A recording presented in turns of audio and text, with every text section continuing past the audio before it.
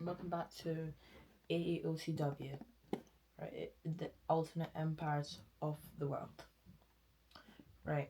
If you haven't watched the last episode, which would be World War Three Episode 2, or if you haven't watched World War Three Episode 1, I'll put them up here in the top right corner. I'll put a link to that. And if you haven't watched the entirety of this, I'll put a link to that later on in the video. Right, let's get into this. So last video I left us off here in Rome, where Rome was getting encapsulated, where at this point Rome's going to fall, and the Roman people are tired of getting invaded and invaded and invaded, so they overthrow the government and they just surrender themselves. And also as well, last time Mexico took a bit of land from here. Also California did get a bit of land there, but the main thing is so now America will be joining the side of the red team. America sees fit that it's time for them to join the red team because the red team did send a bit of aid to them to try to fight back at Washington, and also they are by agreement they have to back up Britain, and Britain are excelled, like they're really happy about this. They didn't think this was going to happen, and also while this happening, also an extremely strong country of that being the Basque country also joins the war against France, and basically just wanting to get a little bit of free land and being on the right side of history. So that has to be a different colour in it. So just because I'm keeping, if a different country invades another country, I'm keeping it slightly different. So that will be something like that. Right. So the invasion of Croatia is going to go very well, with them even making a little bit of a spearhead to the capital and even taking the capital in like really fast times, and even making it right up to Czechia. And then here, roughly about now, we're going to get the influx of American troops. And the first thing that they're going to use them to is India. So the American troops, they go around here and they reach themselves all the way here, right? And then they rose up a large army to invade Sri Lanka. So they go over here, they're over here, right? And they're looking like they're gonna go to Oman, right? And they basically they do some fake stuff. So they leave a dead body that was here, and they leave it roughly over here, waiting for it to go into there, and like basically tell them all the plans. Like we're gonna go to Sri Lanka, but we're gonna go to Oman. Sorry, they're basically just saying we're gonna go into Oman and Yemen, take it. But they were faking this, and they're really gonna go into India. So as their army rises up to India, we see that this influx of American troops allows them to push really hard into India, taking to old Myanmar's the cities, taking another one as well here, and going into the most densely populated country in the world, Bangladesh. As they move into Bangladesh, there's a lot of guerrilla war that they have to put up with. So they actually think taking Myanmar is actually the better route and going kind of through the northern parts of Bangladesh, the more less populated regions, which is what they do, having to go for a lot of major cities, but not as populated as the south, which they actually allow for them to be slightly pushed back into these regions, pushing into these northern regions and trying to encircle this Bangladesh region, the southern Bangladesh, is going to do actually very well for them as they're able to push and encircle Bangladesh. But Bangladesh is not just going to give up right now. They're going to continue fighting, right? But remember, this is still like an extremely strong task force. This and also a lot of American troops are here as well. But another place that the American troops are also generally put into as well is here, as they want to try and invade into like North Macedonia as when they get the chance, really. So they invade Crete, and they go into this island here, and they try and attack North Macedonia. By the way, if this is like an island or like a peninsula, can someone please tell me in the comments what's the name of it? I always want to know, right? aside from asking you guys to teach me some geography, they meet up us. Obviously, this is like the Adriatic Sea here, which they generally control, as they've also taken these areas of Croatia, taking it to here, and meeting up with this other front line here. Because remember, these are still red team troops, but it's just I'm trying to show. So this is them invading the This is like them invading the blue team. This is the color that I'm using for them invading the brown team. This is the color I use for them invading the green team. Just because I want to show that it's like different kind of regions of the same kind of war. Right, like they're them using like different kind of battalions and all that. They also are pushing at Athens, the old capital city of Greece, and they also are pushing right up against North Macedonian capital, taking a major city really just outside of it. And obviously, as Istanbul is the capital, they're pushing right near and towards it. Because they think if they can take Istanbul, this might be a road straight to freeing um, Saudi Arabia. As Saudi Arabia is also getting pushed from the north as well. They're using a lot of Indian military and just a lot of military in general to push into here. And another reason I just can't be bothered showing, you can trust me, they collapse completely. And another region where they are going to start fighting as well fully is in this kind of Caucasus region. And they're pushing into the Caucasus country. I'm just gonna call this the Caucasus, this country here. I'm gonna call Georgia, and I'm gonna call that one Georgia. As they're now pushing, and as see, Kazakhstan's capital is actually quite close to the like green team areas. Well, they think if they can take out Ukraine pretty quickly right now, they'll be in a good shot for, just basically just running this over, going to take the rest of them, and the rest of this will go to them as they begin to start fighting the brown team and the blue team over these lands here, meeting up with this border of the Russian team. They can't really push us further than that because then you'll be getting into core Georgian areas, which they aren't ready to really fight at this point. But they are really plowing into Russia right now. Poland is doing an absolute master job of pushing into Russia, as Russia is looking like its days are numbered. They are way past their prime, and they should honestly just hang up the boots. Like Russia, I don't know why you've gotten involved into like every single war. They're lucky to not get any land off of them because they basically surrendered really early. They got a little bit land off of them, but they surrendered really early on, and they started saying we won't get involved into any more wars. Then, because this was like first of all, what happened, right? They split because they used to be. This is what obviously Russia used to be like, right? With this as well, and parts of this as well, and parts of this as well, right? But now this is what they're looking like. Just this. And if it was together, it would split that, right? They also had parts of this region, like they lost so much core land that is you can barely even call it Russia, right? Russia is getting pushed back from all sides. They are able to push back in the northern region, but the spearhead is coming right to the capital, and it's coming right fast.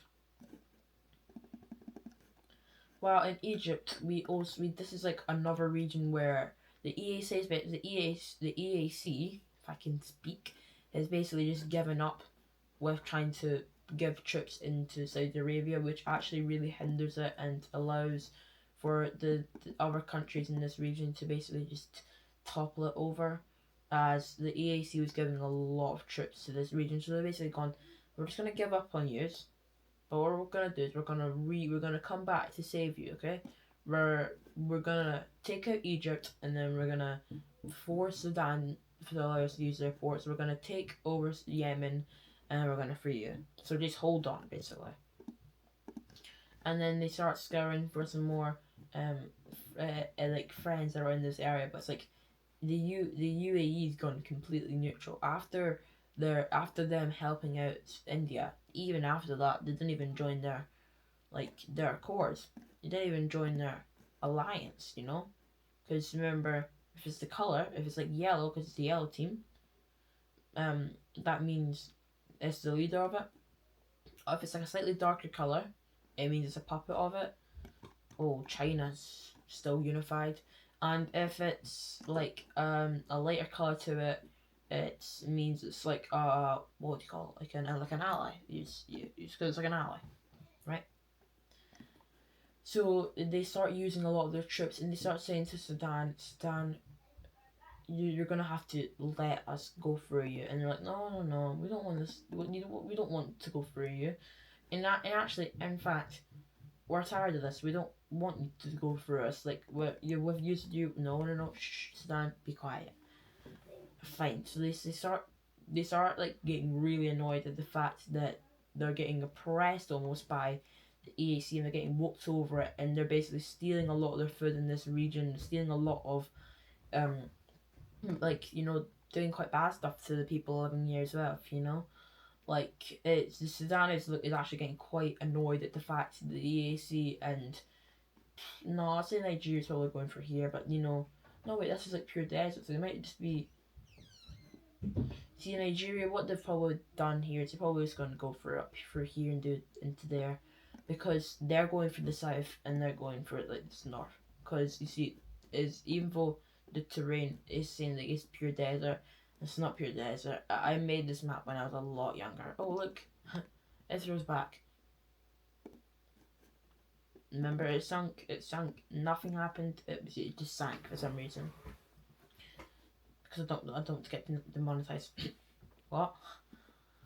So the EAC is going to push into the south of Egypt along its coast, and it's gonna do a totally different strategy to Morocco. They're going like the Nile is so much population in it. If we can just cut them off their northern coast, then like Cairo is that. Remember, that is not just me using the wrong layer.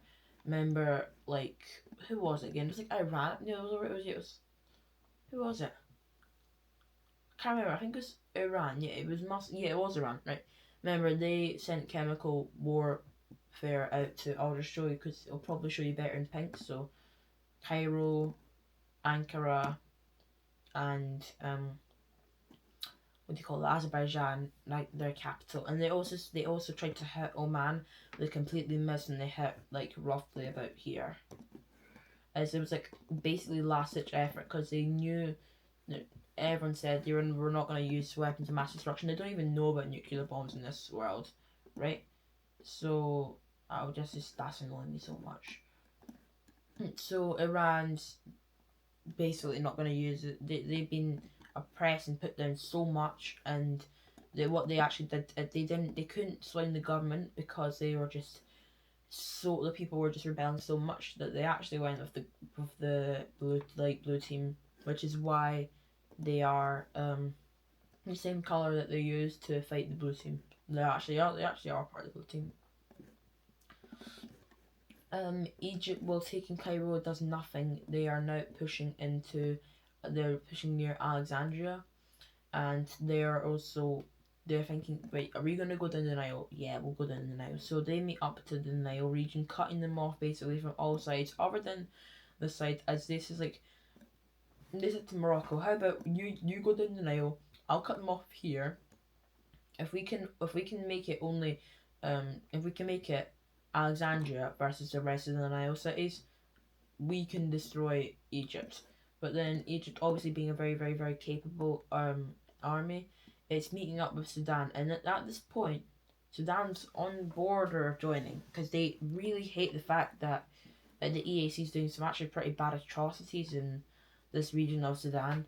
You know, like this region, this major city, they're stealing food, money from like the locals there. They're doing a lot of bad stuff to them. So Egypt is able to push them out of the Nile regions, which is why Morocco's like, no, they're not gonna let us go use the Nile, right? So let's just go through here, cut off the Sinai Peninsula, and try the Alexandria. Probably it won't fall. Let's cut them off, and then it'll be the Nile and Alexandria kind of against like in different parts. So it's like, yeah, good idea. So what should we do then? Try to take Alexandria?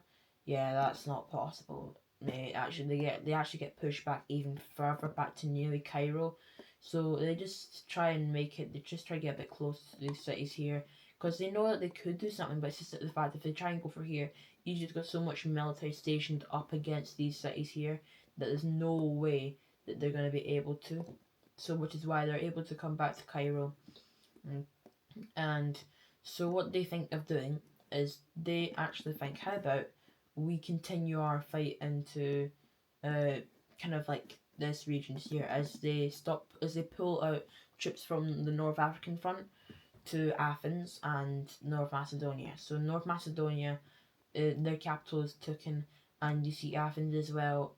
Athens is taken as well, as Turkey is spreading its army extremely thin around all of these kind of probably between here, here, here, and here. You know, they're really spread thin, right? So they decide that if they can just capture all of Thrace, come up to about here, and take some of these islands, that'll be fine. And by that time, hopefully, the EAC will be done. Their little rodeo over like over the entirety of here, which they're able to do. They're able to take this entirety of like the Red Sea kind of regions for them taking this, and actually now the Suez Canal is technically in the hands of the Red Team. You know, like if they wanted to, British troops could go like from Cornwall, Gibraltar Strait, around here, be really kind of like safe around Alexandria here, and they could go like right down the Red Sea over into India, I guess. But I don't think there's many British troops stationed in India right now, which I'm actually going to talk about again, as obviously this is mountains, so they're not going to be able to take that, but the whole of Myanmar is going to fall. But then we see Tibet being a very mountainous country. They just stay out Tibet, and then as they actually were going to do, they make a landing in Sri Lanka, really close to the capital city, pushing out fully out of Sri Lanka, and pushing into the southern tip of India, pushing around the western side of it, because they know that trying to go into the capital too risky, too costly, and just they can't really suffice that right now because this is a lot of American troops, and they're like, no, guys, like we've just had a war there, we probably can't do that. What about like this is like number one in the world, and like probably if all of this like combined, easily number one. And so then, what they start doing is they start like, yeah, fine, we'll just go up the western part and we'll try come up to this region here. Once we get to there, we will push into we'll try to do like an Omanian invasion. So they got to here, but I'm gonna move out of this region for a while. And now in Egypt here, they see that they are able to cut off Alexandria from the rest of the country, which is now there's no more support for these cities here, and it's now just a game of get close to them, take it, and now I know I'm actually going to go I'm going very quick for this. So that's like the whole like little time I've got for them done up. Back to Poland. This is a very influential time for them as they take back this region here. They go right up against Finland, which well, they're going to invade in a little while, but actually, you know what? Through here, I'll make say that they invade into these regions coming through like that, which is like very useful for them invading Russia so easily, as it first empowers a country, and they start putting up loads of propaganda saying like, oh, come join us and this and this. The reason why they're not helping out Czechia is because actually they are helping out Czechia. I did say that they weren't, but they are actually. Changing my mind. They are able to push back Czechia in areas like this, and they get to Moscow, but they're not going to be able to take the Kremlin in short time.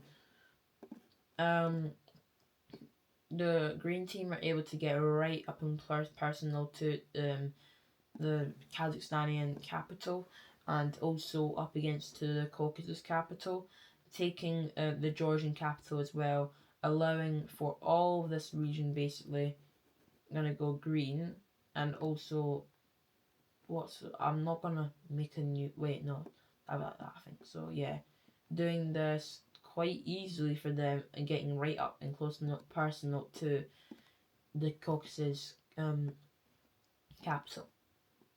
They also go across the Caspian Sea, kind of like a little amphibious invasion of it, capturing another major city here, and basically just like, you know, having a very, very, very good kind of invasions, like very good for them invasions into Kazakhstan. I've gone around all these regions again, so I'm just gonna go into the Nordics again because we haven't gone here for a long time. Right, so this is what we're looking at with the Germans pushing back into Sweden, but I mean basically the entirety of the Nordic Union completely wiped out basically by both Britain and Poland. And remember, they did sign the non-aggression pact that they're not going to invade each other. It's just to help them both because they did invade each other back here, but it's just because they thought at the very start of the war they thought that the Nordics was going to be probably the largest front, where it's going to be like the blue team, the brown team, and the red team clashing. Yeah, it's a pretty minuscule front because at the start of the war, Britain thought this was going to be a very small war, not a very small war, but pretty small. Now it's like a proper, and when I say world war, it's a world war. But I'm going to put a little spin on a bit of a twist on this, right? Because a bit of a quite large country, and pretty strong country, who's had no wars in this entire time, is going to be joining the blue team. And if you watch the first episode, which now I promise at the very start of the video I'll be putting a link up to my playlist where all these videos are. I'll put that in the top corner up here, right? If you watch these all, right, you knew this country was not happy with the EAC because they thought that they were going to be the South Atlantic the definitive country. Like the country, oh yeah, what do you think the strongest country is in the South Atlantic? Now it's EAC. Now you say it's EAC.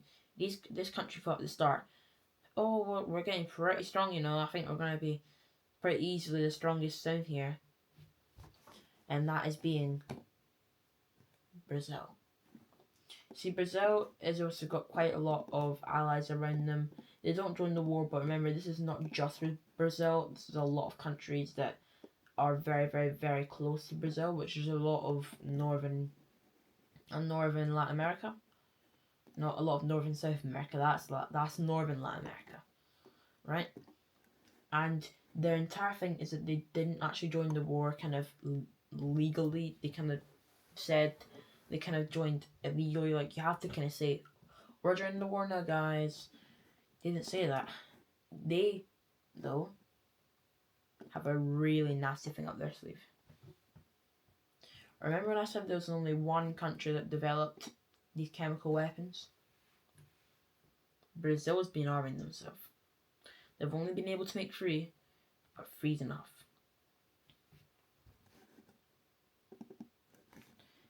They strike a couple different countries with their capitals. They strike the new capital of new capital of Nigeria. They also strike Lagos, and they also strike Nairobi.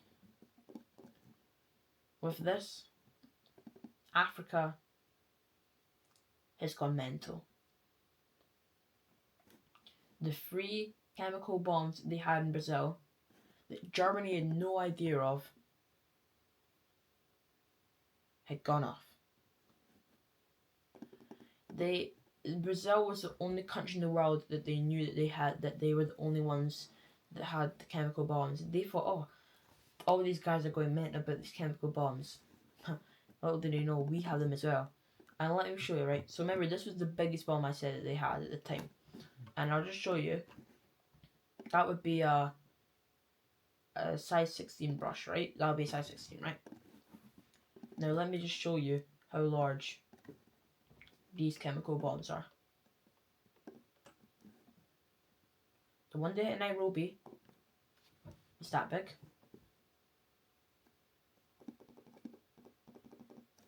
The one that hit Lagos was a tiny bit bigger than the one that hit this thingy-majiggy over there, the city.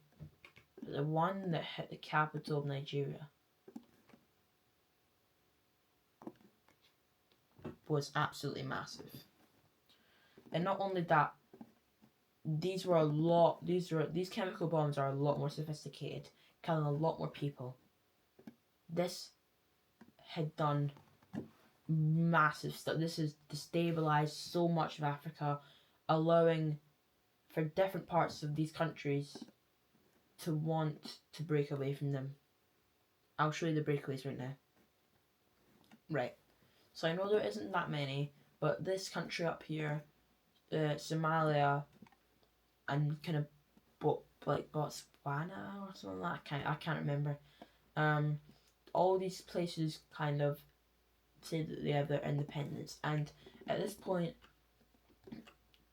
they don't have much else that they can do. They basically, the Nairobi's been flattened, so they need to find a new capital. And the new capital, I'm not being biased, I'm definitely not Kenyan. It's also going to be in Kenya. It's going to be. It's really close to the capital. It's going to be on Mombasa, because there's these two. They were also very, very, very closely linked. They both held a lot of, like, the governmental matters. So yeah, like the courts are all in Mombasa. Like, there's a lot of things that were there. So they just thought it's the most normal thing to do is to put it there. And well, Nigeria doesn't have to move theirs, but Somalia's would be in their old one would be down there, but they moved it up a wee bit. And then this one now, the only major ship that they have, right? So you see here, they don't join the other side or whatever. None of them do. But like the Brazil now has a bit of a foothold that they can use in attacking Africa. So they do this, but remember, the whole of the west of the country isn't affected. So they get up there, and they get they get absolutely glassed. Like, they are done for. Like, they tried to invade into this region here. Absolutely not. Like, they did not do anything to that. The whole of Nigeria that has not been affected, and the whole, because Nigeria got affected loads, right? And basically the DRC and like all of these areas, right? Completely unaffected, right? A lot of Eastern Africa hasn't been. Nigeria is the one with their massive bomb got really affected, right? So what they do is, in fact, they're actually able to send a little present of their own over to Brazil. But this one was the largest ever amphibious attack other than the one in Western Europe. Remember back in Poland, episode 3, which another video you should definitely watch. That was really fun to make. They do some massive attacks into this region of Brazil. This like is very well populated, taking 4 major cities at this point. And how are they able to do this? Like, they've just been bombed with like 3 of the most the 3 most powerful bombs other than this one. This is slightly more powerful than this one. Wait, was it? No, I think this one was slightly more than that one. Yeah. So they're able to do massive attacks into Brazil. But how are they able to do this, right? Big America. They are basically helping this. They're helping this so much, it's not even funny. They also do a bit of their own thing, going through the Drake Passage. I don't know how they say the live, but they went through the south of Brazil, because obviously a lot of troops are going into the north of it, but they do their own skirmish into Brazil as well, their own little amphibious attack of it. Is Brazil very capable country, not hitting top 20. I can name 20 countries that are stronger than me quite easily. Right, put this way. Saudi Arabia is stronger than Brazil. like Brazil was like lacking technologically, right? It's a large country, a powerful country, but it's slightly stronger than Kazakhstan. You see, it's just like, I know I made into this big thing, but it's not really that deep. Moving away from here though, why is this? Why they're attacking their border? Doesn't make sense. Dumb Morocco. Anyway, moving away from like Europe entirely as well, you go back down to North African Front, where we see that actually, Egypt just go, we surrender. They surrender. Alexandria falls, and then we see that Saudi Arabia might actually be getting liberated after all. As we see, Saudi Arabia is getting liberated. They meet up with their pocket in here as well, and it's looking quite well for the red team. And this is actually where I'm going to end the video as well. So if you enjoyed this, please remember to like, subscribe, and comment. And I'm making part 4 of this episode of this kind of like World War 3. I'll make part 4 of it very, very, very soon. Right. See you in the next one. Bye.